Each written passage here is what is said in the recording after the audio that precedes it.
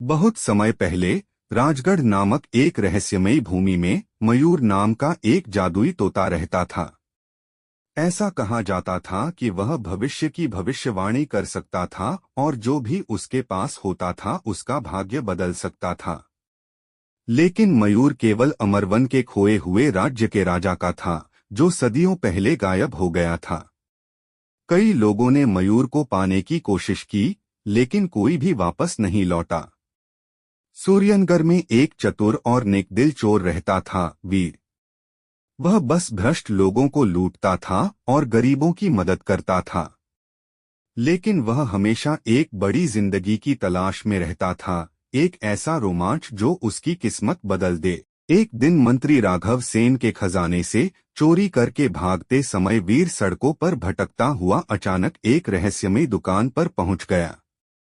वहां एक बूढ़ी औरत ने उसे एक सुनहरा पंख दिया और कहा, यह मोर का पंख है।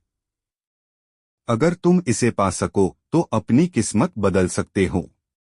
वीर ने मोर को खोजने का फैसला किया। रास्ते में उसकी मुलाकात राजकुमारी मीरा से हुई, जो अपने राज्य को पुनः प्राप्त करने की खोज में थी।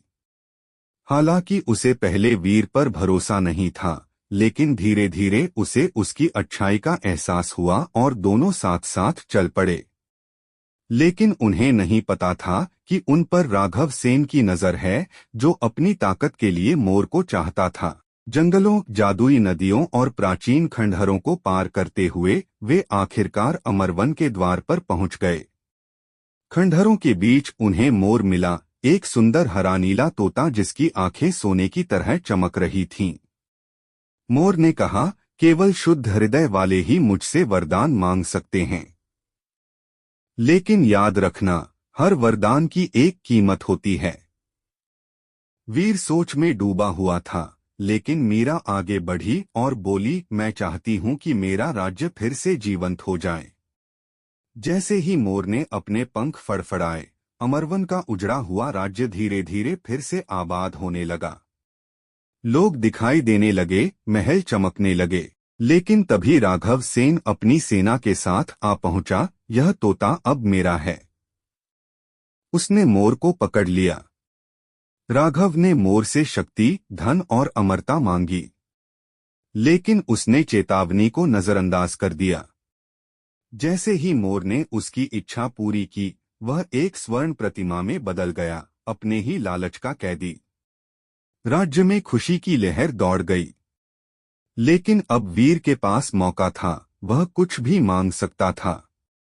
उसने मीरा की ओर देखा, फिर मोर की ओर, और मुस्कुराते हुए कहा, मैं चाहता हूं कि मोर हमेशा के लिए आजाद हो जाए।